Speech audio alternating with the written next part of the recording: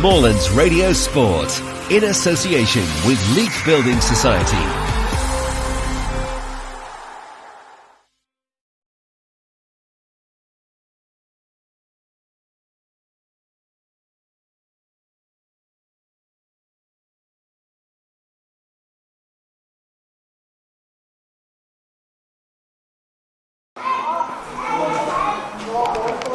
Thanks, Josh.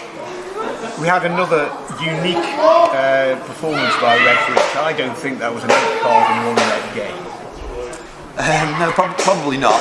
Probably not. I think the precedent was set early doors in the game. So, when obviously there was a victim within the first few minutes, when Curly slipped. But listen, let's not talk too much about referees. At the end of the day, we've lost the game, and that's disappointing again. The only thing I will also use the opportunity to mention whilst we are on that subject though is I do want to actually thank the referee that we had last week, because we knew there was some real costly moments in that game, with the second goal being offside, the third goal the handball.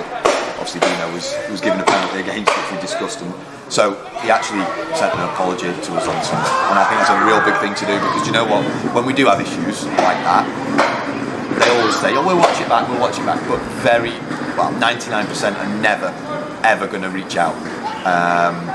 So I actually want to thank him for that, because I've got a lot of respect for him. I'm disappointed the decisions were wrong, because I knew it at the moment, but fair play. So let's leave the referee situation there, but I think, in terms of our performance today, it's fine margins. Listen, they've scored a worldly free kick. When there wasn't a great deal in the game. We started the game bright the first 5 minutes, a couple of crosses into the box, the game went into a bit of a lull. Obviously they scored the free kick, which is it's a great goal, and he's got that ability, the lad, to be fair. I've seen him, Francis Smith, hit numerous free kicks now. And then obviously the second one, listen, it's a costly individual mistake. And Dino's, he's going to be as disappointed as anybody, at the end of the day. He's been incredible for us over what is probably 11 months now, and at the end of the day, he's done something that 99 times out of 100 he wouldn't do. But when you're in this little sort of phase that we're going through at this moment in time, sometimes you end up making decisions that you wouldn't ordinarily make, and listen, the lad's still got to finish it, but we shouldn't have given him that chance, of course. And at that point, it's difficult. We hoped and we puffed at 2-0. Obviously we hit the bar. Tyrese, who came on and was bright, but listen, they ended up probably running out deserved winners in their eyes, on the basis of them getting their noses in front and probably managing the number of attacks that we had. I think the second half we had 2 with Max early doors. Max, who obviously came into the team today, very, very close on both of those first 2 attempts. Aside from that, Port's had a strike and Tyrese at the bar, so that's probably about it. I think about the chances we've created in the second half. And before we go any further, can you apologise to Max for calling him Dara and McGuinness all the way through the game? So that was the number 7 we had on our team. Yeah, well, so Dara got injured in the warm-up, unfortunately. So the first time he's gone to shoot, he's felt his quad. It wasn't right. So Max, who's obviously come in with us this week, trained with us. I've known Max for a while. Obviously, he was at Crewe and came out of Crewe in the summer.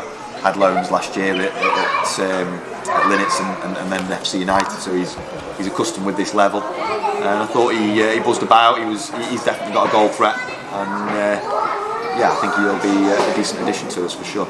You still had problems with selection because you've still got players missing, but I thought that the idea to have Buckley in midfield was actually quite a master stroke. He was really good there. Yeah, he did. He provided energy for us. He's a regainer. So we've got Curly as a fullback that we know offers us good quality.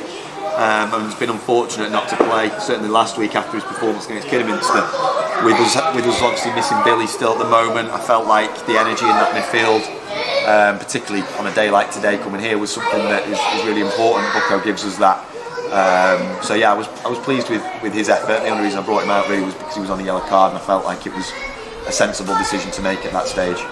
Yeah, I mean, we thought up here that Leek more or less matched Prescot all over the park. You had as much of the game, you had as many shots as they could actually, so you restricted them completely. It's just the fine margins that you're losing out on. Yeah, it is, but ultimately we've got to turn that for ourselves. We've got to turn that for ourselves. It is, and I feel like I've tried to be positive around that because I don't feel like, and I never expected to come here today and be outplayed. At the end of the day, we know a lot about Prescot, of course. Yes, we are still missing bodies, and hopefully, next week we'll find out the extent of Billy's injury. Shentz is positive that he's, not too far away. He was back on the grass today doing some isolated work with Jill, so that's pleasing. Scully a little bit of a setback, which is disappointing for him, of course. Yeah, well, it's disappointing for everybody, but certainly, for him. Have I missed anybody else? What was the setback for Scully? He just felt his ankle a little bit last week. So, but obviously Liam coming back in today was a positive, obviously. And yeah, listen, they didn't create loads of chances, and our back four is strong and solid.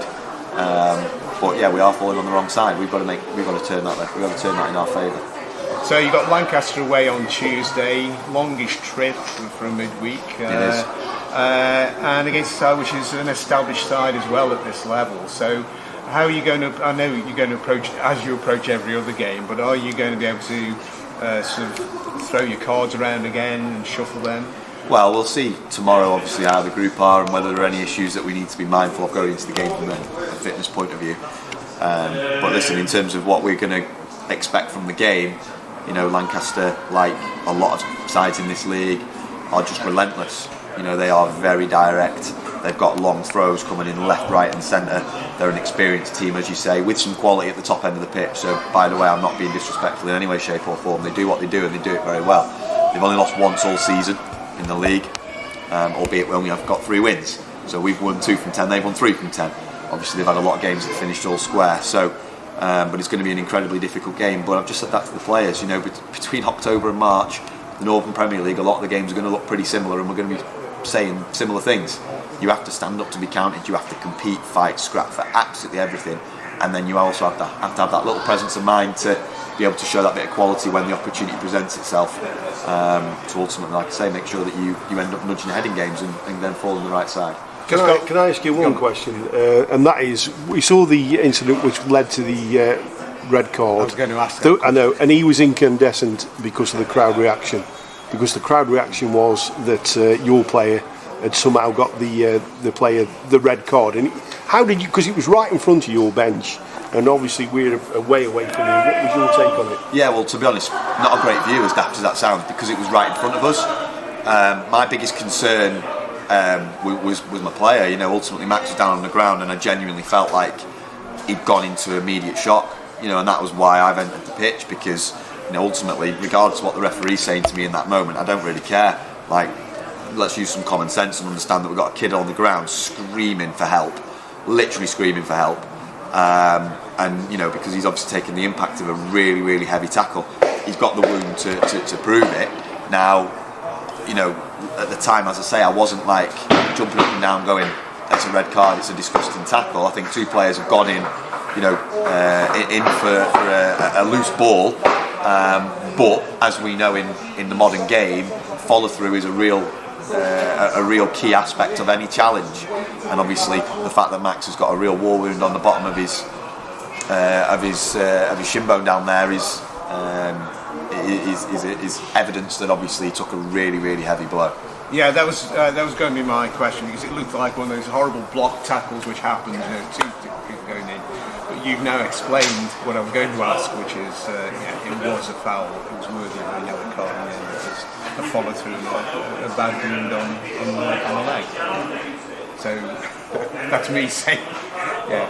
Yeah, listen, I think we're in non-league football, aren't we? I think in the Premier League it's a red card all day. I think in our level of football, the punters who come out and watch that, they want to see that. Football at the top level and football at our level, they're almost 2 different sports.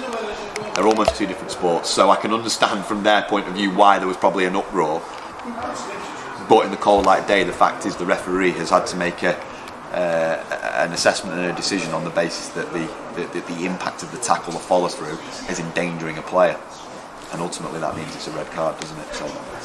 And that, I think, is the end. And Josh, look, your side entertained us today, I have to say that. I know you got no points from it, but you should come out of this with some pride that you actually matched them apart from a silly goal and a stupendous goal.